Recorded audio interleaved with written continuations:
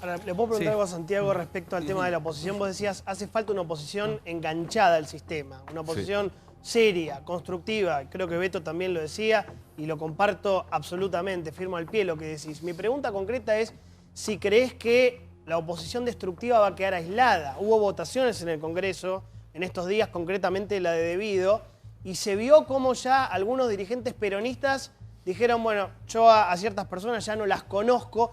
Pareciera empezar a ver, por lo menos en la Cámara de Diputados y en el Senado con Miguel Pichetto, la construcción de un peronismo que quiere ser oposición de este gobierno, pero que no quiere la violencia o, por ejemplo, usar a Santiago Maldonado de mártir y usarlo políticamente para igualar a un gobierno con una dictadura. ¿Crees concretamente si el kirchnerismo va a quedar aislado en los próximos tiempos? Yo tengo la impresión de que el porvenir del peronismo como fuerza política es proporcional al alejamiento que practique del kirchnerismo.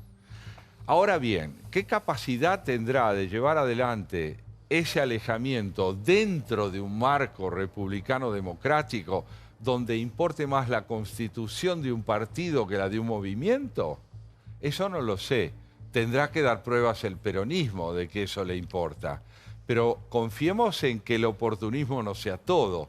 De hecho, el presidente de la República va a citar, si es que ya no ha citado, Lunes, a una reunión políticamente transversal donde cita a todas las agrupaciones importantes para fijar lo que decía Beto, políticas de Estado de largo plazo.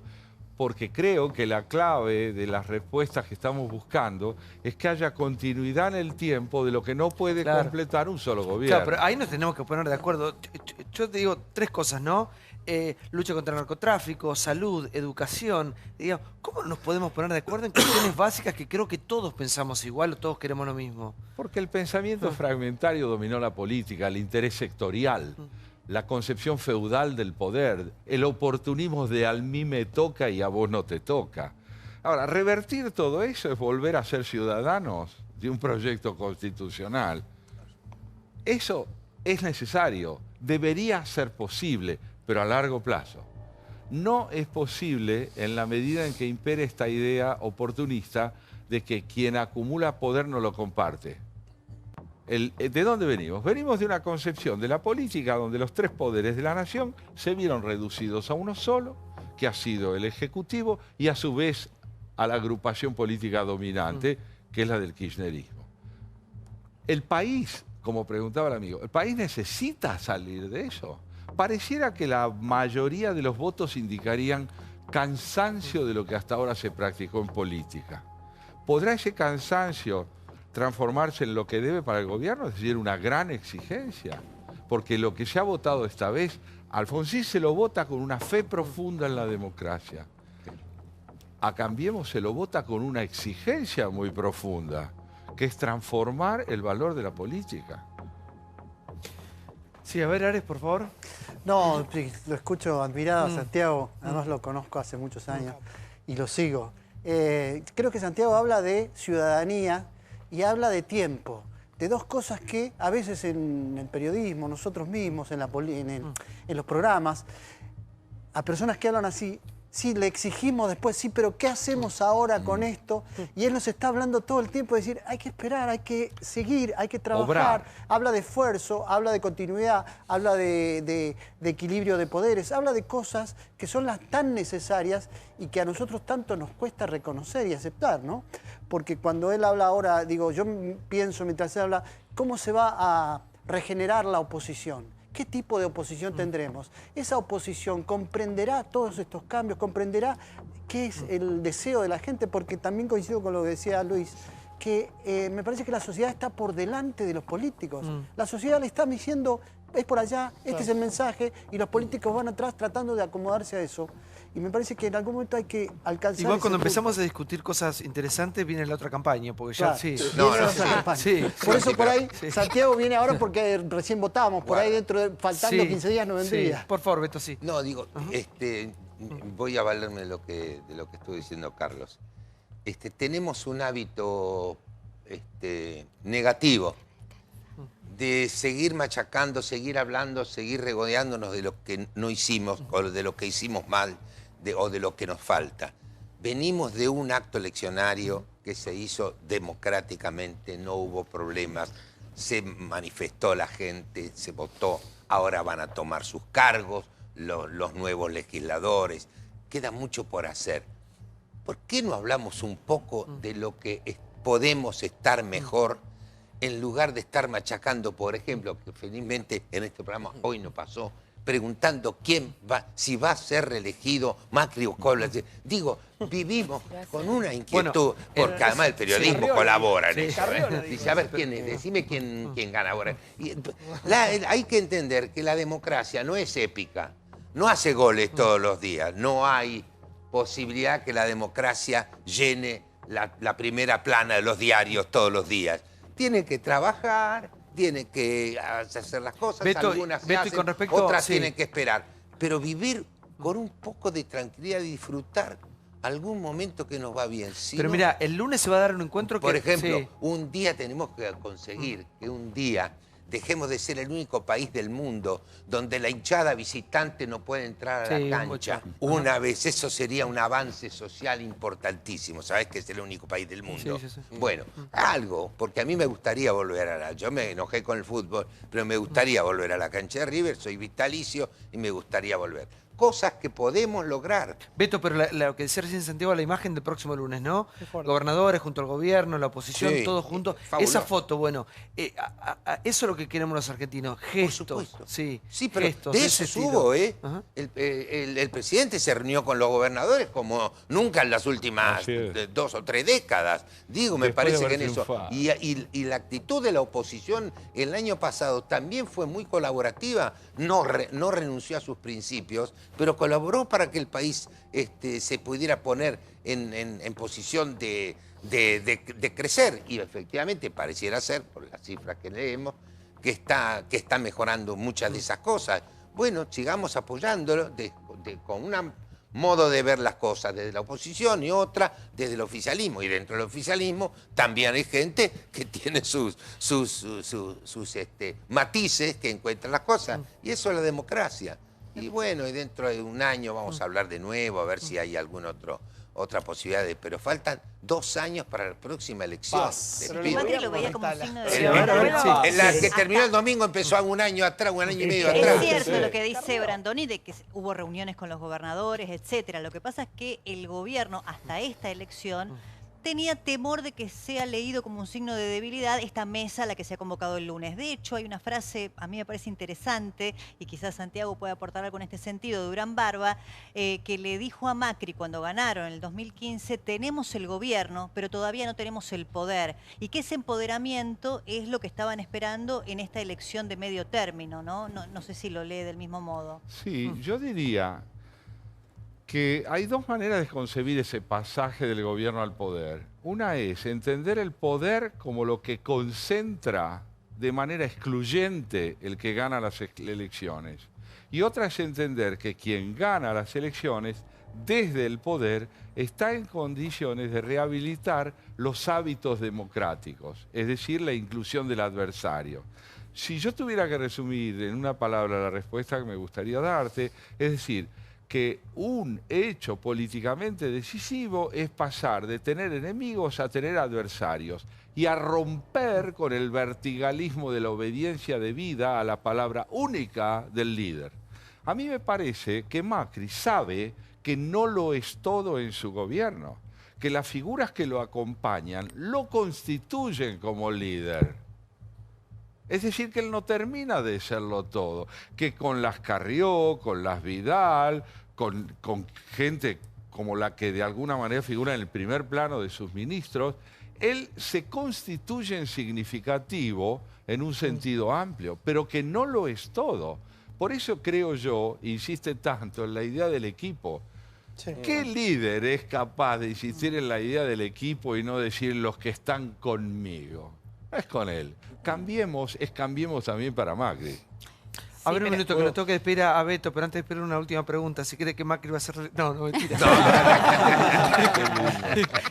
Gracias, Beto, por estar con nosotros. Gracias por la invitación. Muchas gracias. Un saludo para todos. Vamos al próximo informe. Se queda Santiago con nosotros. Hay más invitados y hemos preparado un informe que tiene que ver con el conventillo tumbero. ¿Va a cambiar algo o no va a cambiar nada? Aquí están estos son, mirá.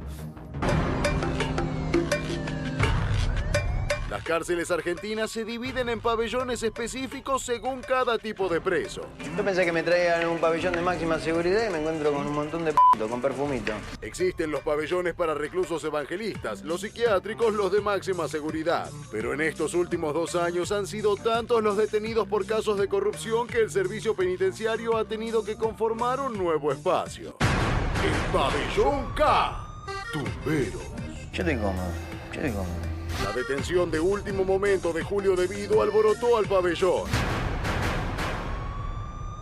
Está en la celda 126 por sus delicadas condiciones de salud. Sus abogados indican que no puede estar en un presidio. Lo único que tiene como patología que es un paciente insulino dependiente. Según trascendió, De Vido habría pedido no cruzarse con Lázaro Báez. Dijo, soy inocente. El único corrupto soy yo. El doctor Donadío le toma indagatoria a la señora presidenta y al otro día se va para la casa. A mí me privan de la libertad y la señora está esperando su proceso en la casa. Aquí bien lo tuyo, Lindo. El juez habría pedido que no compartieran lugar con su ex mano derecha, Roberto Barata. El momento en que la policía se llevaba al número 2 de Julio De Vido en el Ministerio de Planificación. ¿Quedará todo en familia y terminará en la misma celda que su cuñado? Con una fuerte custodia llegaba a los tribunales de Retiro para declarar. Veremos cómo sigue esta apasionante historia que ha logrado convocar a actores de lujo en sus anteriores capítulos y promete seguir haciéndolo. Ahí lo vemos, con casco, con chaleco, esposado. Imputado por la compra irregular de trenes, lo compraba con sobreprecios. Es una cámara, se hicieron una cámara. Bueno, a ver, Pablo, tenemos información, sí. Parte médico. Julio De Vido, como todos los presos, llega a un penal, es revisado, pasó la primera noche en el hospital, hoy la segunda en el hospital y luego se toma una determinación. Determinación 1 es que siga en Ezeiza por una cuestión de cercanía con cualquier clínica de Buenos Aires como Lázaro Báez, que vino aquí varias veces a Palermo. Número 2, ir a Marcos Paz, pero el martes tiene que estar porque tiene la causa de 11. El parte médico determina que el señor De Vido es insulino dependiente, tiene un cuadro de diabético importante, asma crónica y un cuadro de taquicardia que según los médicos del penal sostienen que tiene que ver con la situación que uno vive, la tensión, la amargura, el hecho de perder la libertad. O sea que es un cuadro para poder estar pleno en la cárcel de Ezeiza. ¿Por qué? Porque el servicio penitenciario cuenta con un hospital de primerísimo nivel. En caso de tener que trasladarlo, está cerca de cualquier hospital o sanatorio de la ciudad de Buenos Aires. Repito, insulino dependiente. Se hace también a través de certificado el protocolo de los medicamentos que él tiene que consumir. Y ayer dicen que los jueces estuvieron muy atentos porque en algún momento hasta hicieron salir a personal de Comodoro Pi para comprar unas bolsitas herméticas y colocar los mismos medicamentos que el propio De Vido aportó y dijo, yo tengo que consumir esto. 2 veces por día se inyecta, eso se hace en forma personal, no hace falta depender de un enfermero, en el abdomen se aplica 2 veces insulina y es una persona que vivir con insulina de por vida. ¿Para qué quiero sumar una foto? A ver si me buscan la imagen de Bullrich con el Papa. Sí. Que creo que es una de las imágenes del día. Vamos a ir con eso ahora. ¿Qué pasa con Bullrich y qué pasa con el Papa? Esteban Bullrich es muy amigo de Bergoglio de hace muchísimo tiempo. Claro. Sí. También hubo una cuestión familiar, la enfermedad de su hija también en su momento. Hijito. Sí, y ahí está la imagen. De hecho, estuvo Bullrich cuando el lunes en este programa y no dijo absolutamente nada. No. Más o menos, cuando le preguntaste vos si había hablado con el Papa, sonrió, dijo que no, pero me parece que había hablado. Claro, el tema es el siguiente. En un gobierno de Mauricio Macri con una relación tensa con Francisco... Es un relanzamiento. Él es un puente, ¿no? Y además Yo lo que está creo que llegando una visita importante, perdón, Johnny, que te interrumpa. Está llegando el canciller del Papa ahora en días y se encuentra con el canciller Forí. Es una de las visitas de más alto nivel del Papa y esto está enganchado con esto, según me han dicho, porque... se prepara algo más en algún momento. Yo creo lo mismo, creo que es un relanzamiento de la mala relación. Yo le sacaría tensa, yo le digo mala relación, acordate esos 22 minutos gélidos, fríos, después hubo una segunda reunión de Macri con el Papa, pero hay un tema ideológico. Todo el gobierno te dice, hay un tema ideológico entre el Papa Francisco y Macri. Es cierto que hay algunos funcionarios que tienen más cercanía, como Carolina Stanley, como Jorge Triaca o el mismo Esteban Bullrich, pero es el primer, yo creo que el dato acá, es el primer político que recibe el Papa después de una larga veda. ¿Te acordás que el Papa se enojó y dijo, me usaron, se sacaron muchos políticos fotos conmigo, no me gustó? Es cierto que Bullrich y Bergoglio tenían una buena relación de la época en la que Bergoglio era arzobispo de la ciudad de Buenos Aires. Y el dato acá también es que el gobierno le cedió un predio de la Villa 31 a Escolas. Escolas Ocurrente es una de las fundaciones que tiene el Papa, que tuvo algunos líos de manejos financieros importantes, que el Papa manda una carta terrible retando al Corral diciendo no se resbalen con la corrupción, y ahí está también el acercamiento. Creo que hay un relanzamiento de la relación. Vos sabés que yo creo que el Papa cree que estamos endemoniados, así que no creo que vaya a venir. Me parece que es un buen Qué buena puente. onda, si no va a venir nunca más, digamos, con estos mensajes. Pero no lo digo yo, lo dice él. Sí. Yo quisiera No que... quiere ni pasar ni por sí en lo argentino. No quiere pasar, no quiere saber nada, no quiere... Una cosa que tenga relación con Bullrich, que es un tipo muy católico y tiene buena... Extremadamente, Por sí. eso te digo que me parece que sea lógico. Yo creo que el Papa nunca va a venir. En serio te digo, ojalá me equivoque, pero yo creo que él tiene un concepto en serio. El Papa es un católico ferviente, no es un chiste. El tipo cree que somos el demonio. Y que si viene acá... Pero es así. Pero La reunión de hoy, un dato de la reunión de hoy. A ver, vivía acá. Santiago, sí. Como socianos hemos fagocitado los argentinos a todos nuestros ídolos, héroes y hasta el Papa. Sí. Bueno, a ver, el primer indicio de lo que es nuestra sociedad en relación a lo que planteaba, perdóname que no recuerde Gustavo. tu nombre, Gustavo, es este. El día que tuvimos un Papa argentino, pensamos ante todo que teníamos un Papa argentino. Es decir, que Papa venía en segundo lugar, primero que era argentino. Eso habla de un déficit muy fuerte de identidad en el orden de lo que es la cultura y la educación del país. ¿Por qué? Porque esta alegría enorme que se tradujo en el hecho de que el Papa fuera argentino tuvo un valor compensatorio. Es decir, donde hay un déficit de identidad, la aparición de un argentino destacado compensa en buena medida lo que hay de difuso en la identidad del país. Ahora resulta que se produciría el fenómeno inverso. Ahora tenemos un papa que no sería argentino. Ahora sería un papa enemigo de lo que podríamos llamar el gobierno. Es que lo sentimos lejano igual. Claro, pero yo creo que es prudente. A mí no me parece que el Vaticano sea una entidad, una institución de actitudes impulsivas, ¿no? En general, por ejemplo, a Galileo lo reconocieron después de 400 años. Pues no sí, creo... espera que 400 años porque el Papa no, venga. digamos, que no lo vamos a ver. Estoy seguro que 2 o 3 centurias antes nos van ¿Pero a crees que va a venir en algún momento, Francisco? Yo te digo, no es lo que me preocupa si va a venir o no. Pero no hubiese servido como puente en un país con tanta grieta, tan peleado, que se discuten cosas tan básicas, elementales.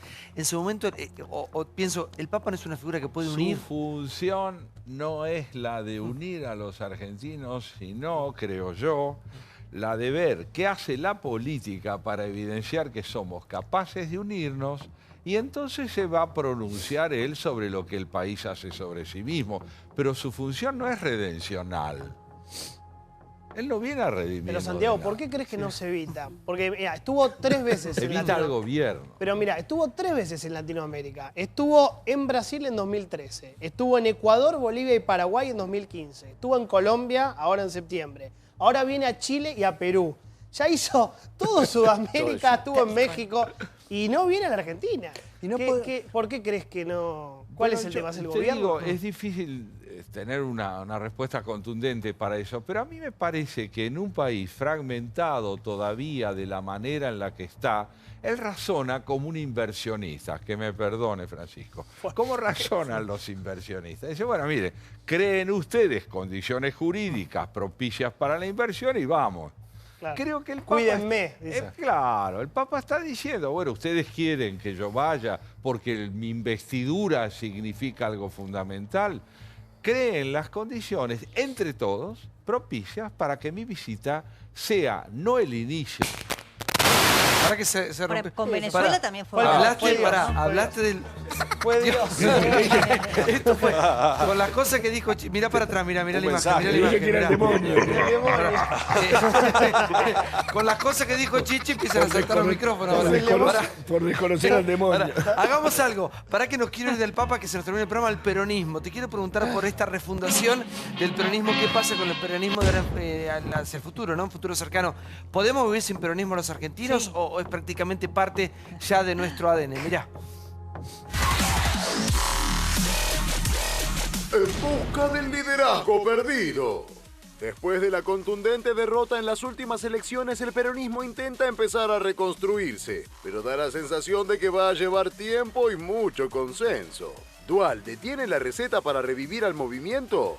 Tenemos que encontrarnos los argentinos y hay que empezar por no hablar mal, porque viene la réplica y la contrarréplica y seguimos peleándonos como imbéciles cuando la situación de Argentina es compleja. Todos los partidos políticos que no se ayornen y rápidamente pasan a ser pieza de museo. Tenemos que tratar por todos los medios de cambiarlo. En el caso del justicialismo tenemos que reconstruirlo. La doctora Kirchner puede decir yo tengo el 37% de los votos. Sí, se puede decir cualquier cosa, pero eso es falso. El justicialismo en la provincia de Buenos Aires son la cantidad de votos mínimas que puede sacar quien es tomado por la gente como candidato. Hoy el peronismo tiene muchos imbéciles. Sí, en Argentina, desgraciadamente en la política hay muchos. Desde hace un tiempo largo, Duhalde es el que agarra la vara y los ubica a todos los peronistas, ¿no, Chiche? Sí, bueno, digamos que es el único que nunca ha tenido una denuncia por corrupción. No le mandaron eso, Néstor Kirchner cumplió. Nunca le mandó ni una boleta por cruzar un semáforo con luz roja. En eso se lo cumplió. Me parece que es el único tipo que puede zafar de cualquier tipo de sospecha. Todos los demás tienen una denuncia, tienen un proceso. Y Duhalde, la verdad que no tiene nada. ¿Pero tiene futuro político, Duhalde? No, ninguno. Claro. No creo, de ninguno. Creo que es un referente importante, porque en el fondo, digo, los peronistas son peronistas. Y siempre que hay una figura para rescatar, son incorregibles, como decían los gorilas. Es que depositó pesos. Pero creo que arrastra un prestigio importante. A ver, digo, pero ¿quién es la figura del peronismo hoy? Yo el otro día di el peronómetro o cuáles eran las condiciones que tenía de tener un nuevo candidato peronista. Lo cierto es que van a tener que hacer una mesa de diálogo y sentarse y poner sobre la mesa todas las cuestiones. Si se busca un renovador, si se busca una cara nueva, alguien con perfil más bajo para levantarlo, que tenga poco conocimiento pero buena imagen y potenciarlo, alguien con experiencia, con trayectoria. Realmente hay un montón de variables que se tienen que elegir. Sí tienen que dialogar. Tírame 3 nombres. Yo dije dentro de los peronistas, Sergio Uñac de San Juan suena muy fuerte y cada vez más. Nicolás Rodríguez Sá, que es sobrino, pues los Rodríguez ya son viejos, pero hay otro que está incursionando en política. Yo como intendente dije, Patricio Musi en la provincia de Buenos Aires ha hecho una excelente gestión, tipo que tiene una visión 10 años más adelantado que todos. Bueno, Sergio Massa también era intendente y es candidato. Es que va a tener que salir de ahí. Pero digo esto, lo único que piensan en esto solamente, en un número. Urtubey, 162.000 votos. Randazzo, 481.000. Schiaretti, 622.000. Massa, 1.019.000. Pero vos hablás de Massa, ¿en serio? Perdón. ¿Massa lo ponés como peronista? Por supuesto, dentro del peronismo.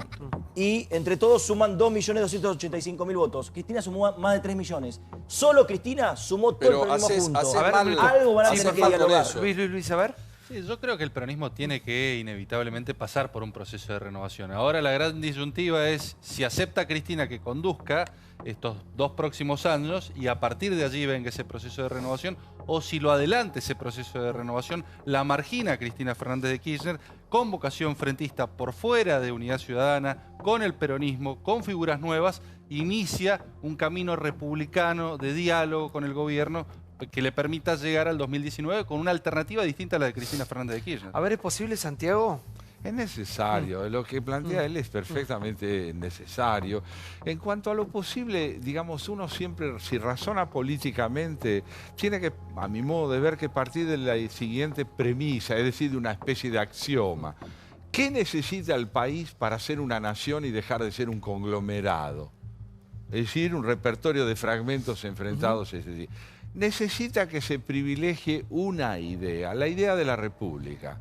El peronismo está decidido a privilegiarla, el oficialismo puede comprender que necesita a la oposición y la oposición es capaz de reconocerse en la gestión del oficialismo como imprescindible para la República, aunque disienta con ella. Todo esto le devuelve complejidad a los problemas. Yo creo que la gran tentación nuestra es la simplificación. Es decir, quién es el bueno y quién es el malo. Todo el peronismo es malo. Yo no sé si es malo. ¿Qué diríamos, que todo el oficialismo es bueno? No. Políticamente, no seamos ingenuos. Veamos qué es imprescindible. Sí. ¿Y es posible una renovación? Es necesario, insisto en eso. Es difícil decir si es posible. El peronismo la necesita para seguir siendo significativo en el orden del país, de la República, de la Nación. La necesita. Cafiero la intentó. Claro. Cafiero la intentó, no hay que olvidarse de Cafiero. Cafiero fue una figura muy importante en el esfuerzo por inscribir al peronismo en el campo de la República. Pero además no hay otra. Duhalde en su momento también lo intentó en la crisis inicial del siglo. Creo yo que el peronismo hoy, representado por esa voluntad pontificia, para seguir con el Papa no, pero pontificia en el sentido de los puentes, que está tendiendo Pichetto, es interesante. ¿Y dónde queda Cristina, no? Porque por lo menos los gobernadores, los que mencionaba Diego, ya dijeron que Cristina fue. O sea, asumieron que con Cristina no van a ningún lado. No, ¿sabes dónde la ubican? ¿Dónde queda? ¿Reducida a un frepacito, a un espacio a un partido distinto, no sé, a un partido provincial? No sea ni irónico ni nada. Diego, no es irónico. Vos no entendés algo. Podrá conducir. Podrá conducir también, acompañar. ¿Cómo que no? Porque ustedes la quieren jubilar. 3 millones de votos. Diego, pero perdóname, yo te digo una cosa. Saquemos de lado la pasión. Pero es demasiado lo obvio. Levantemos algún teléfono. Por ejemplo, UNIAC, la única provincia argentina que no tiene déficit con 700.000 habitantes es San Juan. Cristina, afuera. Mansur, en Tucumán, uno de los pocos ganadores del fin de semana. Cristina, afuera. Pichetto, Cristina, Mansur afuera. En la renovación del peronismo, Randazzo y Massa de la no elección van del con el 2015, kirchnerismo a ningún lado. Entonces lo que hay que entender, Diego, más allá de los fanatismos, el propio doctor Duhalde dijo que los 3 millones de votos en la provincia de Buenos Aires fueron de él, son de Cristina, serán en un futuro, qué sé yo, de cualquier otro dirigente que represente al PJ o a quien sea. Lo que tenés que entender que para ganar en el 2019 no pasa por Cristina, lo dicen los propios peronistas. Pero Paulo, perdóname, Mansur está procesado por el plan, por el plan Cunita. Yo lo que te quiero decir es renovación o muerte. Por supuesto que tienen que ir a buscar caras nuevas. Para ganar. Pero si de verdad, si el peronismo cree, y lo digo con el mayor de los respetos, que UNIAC y Mansur son las caras de la renovación para el 2019, están en problemas. No, son los que ganaron. San Juan estuvo administrado por los Gioja durante muchísimo tiempo. Hicieron un desastre con Barricol, con UNIAC incluido. Tucumán, todos recordamos lo que fue la elección del 2015, con Mansur a la cabeza, ministro de Salud de Cristina. A ver, ¿para qué le quiero preguntar a la diputada? ¿Vos te sentís parte de la nueva política? Porque es tu primera vez, ¿no? Es mi primera vez como diputada, pero hace mucho que vengo trabajando en política. ¿En qué partido militabas? Fui la primer candidata a concejal en el 2005 en el PRO en La Plata. No entramos, pero bueno. ¿Por qué partido? Por el PRO, por el en PRO, La Plata. Siempre el PRO. Sí, y también estuve dentro del peronismo. ¿Sos una peronista pro? Una peronista pro. Una PP. Mirá. Peronista pro. Bueno, el pro es... Hay muchos. Aparte, el pro es una fuerza nueva. Quienes militamos de hace más tiempo, de otro lado teníamos que venir. Yo creo, sin incurrir mucho, creo que el peronismo necesita una renovación. Pero está también en Cambiemos hacer que no sea necesaria por ahí la renovación del peronismo, sino dar con respuestas a la gente una continuidad a lo largo del tiempo. Y creo que hay mucha gente válida en Cambiemos que se va sumando y que va a hacer que esta Argentina pueda ir creciendo. Porque cuando decimos un gobierno de ricos y el gobierno anterior, que fue un gobierno que pensó en los pobres y tenemos todo esto, me parece que a veces gobierno de ricos, gobierno de pobres, no. Un gobierno que piensa en la gente. Y creo que hacia eso avanzamos todos, o todos queremos eso. ¿Sus hermanos qué dijeron? ¿Están orgullosos no estaban de vos? contentos. Y quería decir una cosa que dijo Santiago cuando habló de Macri y el trabajo en equipo. Justamente en Boca Macri demostró eso. Él como presidente y tenía un equipo que todos funcionaban. Y creo que hoy lo que él está haciendo es lo mismo. Respaldar a su equipo y dar la fuerza suficiente para que cada uno pueda cumplir una función. Muchas gracias. No, por favor. Igual la alternancia complicado, fundamental. Boca, igual. Carolina, Está bien, Boca. No, yo cuando hablan del peronismo y solo hablan de nombres me preocupa. Porque el peronismo, ¿qué es? Si uno u otro, ¿y cuáles son las ideas?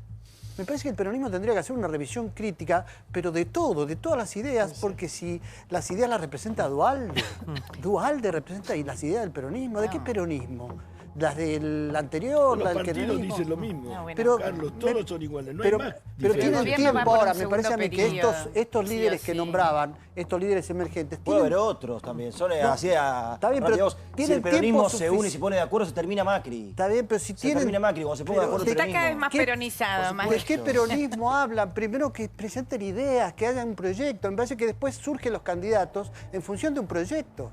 ¿Está cada vez más peronizado Macri? Yo te diría que se ¿Quién lo han dijo oído eso? cosas Natalia. tan interesantes que antes de responderte me gustaría tomar en cuenta dos ver. cosas. Creo cuando el amigo señala los votos que ha tenido el peronismo, está mostrando que hay un protagonismo electoral fragmentado pero innegable. Innegable. El peronismo no es una fuerza que ha desaparecido, lo que no ha logrado es unidad. Ahora, yendo a lo de Carlos, ¿ha logrado el peronismo pasar de las consignas a las ideas? Creo que aún no. Y que la crisis que afectó al radicalismo en los años anteriores es el resultado de la falta de propuestas innovadoras en el plano conceptual, programático y demás. El peronismo está amenazado por eso. Mientras tenga un electorado que confíe en su pasado, tiene por venir el peronismo. Pero lo interesante es que el peronismo se apoye en los desafíos que le plantea la democracia republicana. Hacia futuro. Me parece que ese es el gran desafío. Macri peronizado. Y yo no diría, yo diría que Macri es un presidente que ha comprendido. Por ejemplo, con respecto a las políticas prebendarias, no las puede eliminar de golpe, sería criminal. Los planes. No puede hacer eso, entonces tiene que ir gradualmente. ¿Es Macri un líder que aspira a ser el hegemónico caudillo? No, no, en ese sentido no tiene nada de peronista. Yo creo que ni siquiera tiene un discurso suficientemente hegemónico, que muchos de sus colaboradores lo tienen más que él. Sí. Santiago, gracias por estar con Entendió nosotros. Gracias a usted. ¿Me da la mano? Sí, encantado. Encantado. Gracias a todos. Bueno, Santiago Cabaldov en vivo. Un capo. ¿Todo bien? Sí, muy bien. Muy bonita esta Débora Plager Gracias. de blanco. Gracias, Chiche, Carlos, Gracias, Petri, Petri. muchas gracias por estar con nosotros. Muchas gracias. ¿Todo bien? Todo bien. Bueno, muchas gracias por estar con nosotros. Bueno, pedido de Interpol para un ciudadano ilustre, para Bebote Álvarez. Sí, bueno, un símbolo, ¿no? Sí. Nos guste o no, un símbolo de la Argentina de los últimos 15 años, yo diría. Se ha cagado Pablo, la risa de... Sí, muchos. ha ido disfrazado Sí. a Brasil, ha ido disfrazado a Sudáfrica, ha sido, digámoslo, la cara de la violencia en el fútbol en los últimos 10 años en la Argentina. Y no solo eso, digo, fue la cara de la ONG / Hinchadas Unidas Argentinas. Nunca nos olvidemos de eso, que tuvo, Sudáfrica. en Sudáfrica tuvo un fervor oficial que fue Terrible. muy importante. Ahora bien, ¿va a cambiar algo? Cuando yo escuchaba a la hermana de los mellizos Barros Esqueloto diciendo Macri hizo lo mismo en su momento en Boca, yo no estaba de acuerdo. Macri cambió, a mi juicio, cambió bastante. Cuando él estuvo en Boca, primero que era bastante personalista y segundo que tuvo una alianza muy importante con lo que fue en aquel momento la barra brava de Boca, que la manejaba Rafael Diceo. A mí me parece que esta vez, más allá de que alguien diga, bueno, van por el símbolo, a mí me parece que el símbolo de Bebote Álvarez implica otras cosas y que están dando una pelea, por lo menos uno ve en provincia de Buenos Aires, que está dando una pelea en serio contra el fenómeno de los barra bravas. Veremos en qué termina el caso de Bebote. La información que yo tengo es que estaban esperando a ver qué hacía la justicia, si el pedido de exhibición de prisión que había presentado en el día de la fecha se lo otorgaban para presentarse y ponerse a derecho. La información que yo tengo de tribunales es que este pedido de exhibición de prisión va a ser rechazado mañana a primera hora. 11 allanamientos hoy, ¿eh? Hoy hubo 11 allanamientos, no lo encontraron. De cualquier manera, Bebote Álvarez me parece que tiene las horas contadas y, digamos, su presente es su futuro, atrás de las rejas, afortunadamente para todos los que pensamos que el fútbol debe moverse hacia otros lugares, como decía Brandoni, hacia volver a recuperar ese lugar para todos los hinchas y las familias. Bueno, gracias a los amigos de La Dorita que mandaron un catering espectacular. Muchas gracias, como siempre, Relojes Polis y como siempre, impecable la ropa de Liguria. Gracias por acompañarnos. Mañana seguimos, ¿eh? Pasen lindo, sigan en América. Hasta mañana.